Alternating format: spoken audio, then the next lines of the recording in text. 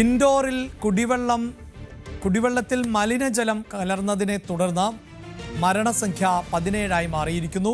114 പേർ ഇപ്പോഴും ചികിത്സയിലാണ്. കേന്ദ്ര സർക്കാർ ഇത് സംബന്ധിച്ച് റിപ്പോർട്ട് തേടിയിട്ടുണ്ട്. കോൺഗ്രസ് സംസ്ഥാനത്ത് ശക്തമായ പ്രതിഷേധം സംഘടിപ്പിക്കാനാണ് തയ്യാറെടുക്കുന്നത്.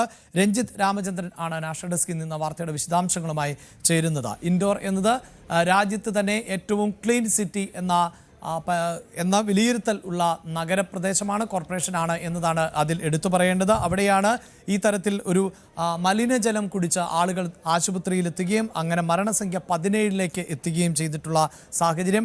ഇവിടെ രാഷ്ട്രീയമായി ഈ വിഷയം വലിയ തോതിൽ ചർച്ച ചെയ്യപ്പെടുന്ന പശ്ചാത്തലമാണല്ലോ രഞ്ജിത്തുള്ളത്. ഏതാണ്ട് 85 ഡിവിഷനുകളിൽ ഇന്ന് കോൺഗ്രസിന്റെ ഭാഗത്ത് നിന്ന് പ്രതിഷേധമുണ്ടാകുന്നു. കോടതി ഈ വിഷയം പരിഗണിക്കാൻ പോകുന്നു. അതിനിടെ കേന്ദ്ര സർക്കാർ റിപ്പോർട്ടും തേടിയിട്ടുണ്ടല്ലോ. എന്താണ് വിവരങ്ങൾ രഞ്ജിത്ത്?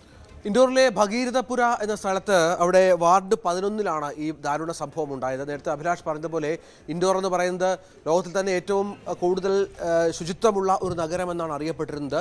കോടിക്കണക്കിന് രൂപ ഇവിടുത്തെ ശുചീകരണത്തിനായി ചിലവഴിച്ച പശ്ചാത്തലമൊക്കെയുണ്ട്. ഇവിടെയാണ് ഈ ദുരന്തം നടക്കുന്നതിന് മാസങ്ങൾക്ക് മുൻപ് തന്നെ ഈ കുടിവെള്ളത്തിലെ മാലിന്യ പ്രശ്നവുമായി ബന്ധപ്പെട്ട് പ്രദേശവാസികളായ ചിലർ അധികൃതർക്ക് പരാതി നൽകിയിരുന്നു എന്ന വിവരവും ഇന്ന് പുറത്തു വന്ന ഒരു പശ്ചാത്തലമുണ്ട്. പക്ഷേ ഇത് അധികൃതർ ഗൗനിക്കാതിരുന്നതാണ് ഇത്ര വലിയ ഒരു സംഭവത്തിലേക്ക് നയിച്ചത് എന്നുള്ളതാണ് ഏറ്റവും പ്രധാനപ്പെട്ട പ്രശ്നം.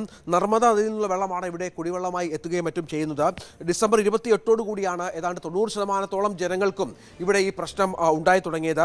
വയറിളക്കം, ഛർദി, നിർജ്ജലീകരണം തുടങ്ങിയ നിരവധി അസുഖങ്ങൾ ഇതുമായി ബന്ധപ്പെട്ട് വ്യാപകമാവുകയും ചെയ്തു. തുടർന്ന് ഡിസംബർ 29 ആദ്യ മരണം റിപ്പോർട്ട് ചെയ്യപ്പെട്ടത്. പിന്നീട് ഇങ്ങോട്ട് ഓരോരുത്തരായി മരിക്കുകയും ആശുപത്രികളിൽ നിരവധി ആളുകൾ പ്രവേശിക്കപ്പെടുകയും മറ്റും ചെയ്യുന്ന സാഹചര്യമാണ് ഉണ്ടായത്. ഈ പരിശോധനയിലും മറ്റും മരണത്തിന് കാരണമാകുന്ന ബാക്ടീരിയകളുടെ അളവ് അപകടകരമാം വിധം കുടിവെള്ളത്തിൽ കണ്ടു എന്നുള്ളതാണ് ഏറ്റവും പ്രധാനപ്പെട്ട കാര്യം. ഈക്കോളി, സാൽമൊണല്ല, വിബ്രിയോ കോളറ തുടങ്ങിയ ബാക്ടീരിയകൾ, അപകടകരമായ ബാക്ടീരിയകൾ ഇത്തരത്തിൽ കുടിവെള്ളത്തിൽ ഉണ്ടായി എന്നുള്ള പ്രധാനപ്പെട്ട ഒരു പ്രശ്നമുണ്ട്.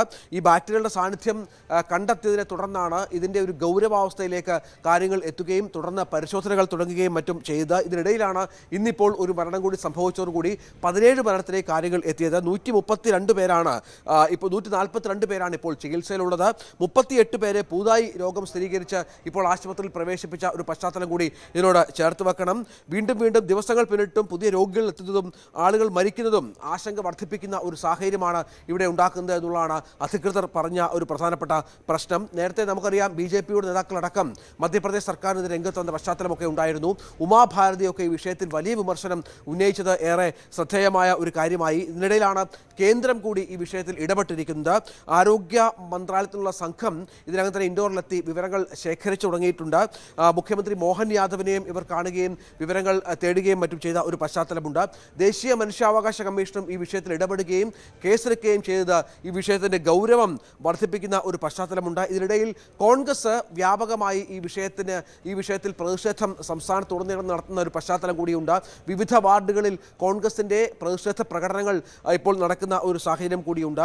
ഇതിനിടയിൽ ഇൻഡോറിലെ ജലദുരന്തത്തെ സംസ്ഥാന സർക്കാർ പകർച്ചവ്യാധിയായി പ്രഖ്യാപിക്കുകയും ഗൗരവതരമായി വിഷയത്തെ സമീപിക്കുമെന്ന് പറയുകയും ചെയ്തിട്ടുണ്ട്. പക്ഷേ അപ്പോഴേക്കും കാര്യങ്ങൾ കൈവിട്ടുപോയ ഒരു പശ്ചാത്തലത്തിലേക്ക് എത്തുന്ന ഒരു സാഹചര്യമാണ്.